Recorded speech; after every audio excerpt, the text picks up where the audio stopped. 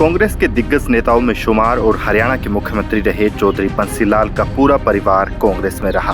किरण चौधरी उन्हीं की बहू हैं। परिवारवाद के खिलाफ खुद को बताने वाली बीजेपी में किरण चौधरी इस उम्मीद के साथ आई हैं कि बीजेपी उन्हें और उनकी बेटी को टिकट देंगी, क्योंकि कांग्रेस ने बेटी को टिकट देने से इनकार कर दिया था। हरियाणा में बीजेपी पिछली 2 बार से सत्ता में है। तीसरी बार राज्य में सरकार बनाने के लिए बीजेपी को कड़ी परीक्षा से गुजरना है। भारतीय जनता पार्टी का मुख्य मुकाबला कांग्रेस से है, लेकिन कांग्रेस के लिए भी राज्य में सरकार बनाने के लिए चुनौती कम नहीं है। हरियाणा में साल 2019 में बीजेपी की सरकार जोड़ तोड़ से बनी थी। बीजेपी के सिर्फ 40 विधायक जीते थे, 30 कांग्रेस के जीते थे, 10 जननायक जनता पार्टी के जीते थे। बाकी 10 में निर्दलीय और छोटे दलों के विधायक शामिल थे। जेजेपी ने अपने मकसद हासिल करने के लिए बीजेपी को समर्थन दे दिया और इस तरह राज्य में बीजेपी की सरकार बन गई और मोदी शाह ने पैराशूट से मनोहर लाल खट्टर को राज्य का सीएम बना दिया। लोकसभा चुनाव की घोषणा से ठीक पहले खट्टर को सीएम पद से हटाकर नायब सिंह सैनी को सीएम बना दिया गया।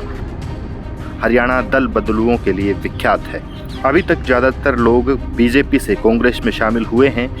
राज्य में 5 लोकसभा सीट जीतने के बाद कांग्रेस के हौसले बुलंद हैं। 5 लोकसभा सीट जीतने का मतलब है कि 45 विधानसभा सीटें उनकी झोली में हैं। हरियाणा में कांग्रेस इस समय मजबूत स्थिति में है।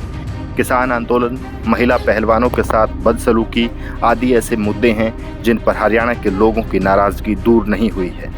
ऐसे में किरण चौधरी के बीजेपी में जाने से कोई फर्क नहीं पड़ेगा।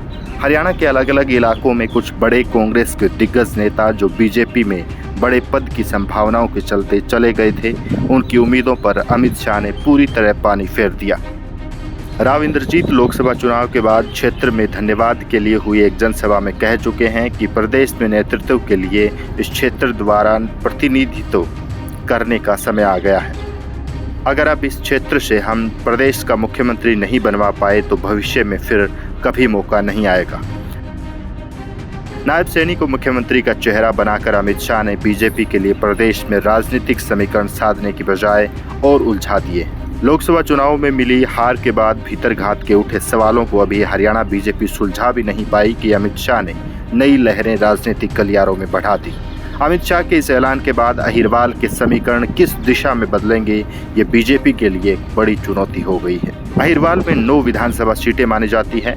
हरियाणा में बड़े जाट वर्ग के किसी नेता को बीजेपी में रहते कोई बड़ा अवसर प्रदेश नेतृत्व का नहीं मिल सकेगा, ये साफ हो गया है।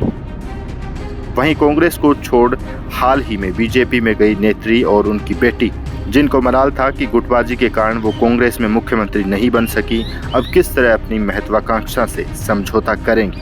आपसी गुटबाजी के बीच उलझी बीजेपी ने क्षेत्रीय समीकरणों को साधने के बजाय जो रणनीति चुनाव को लेकर पेश की है, उससे लगने लगा है कि बीजेपी ने मान लिया है कि इस बार उनको प्रदेश में जीत दर्ज करना बेहद मुश्किल होगा।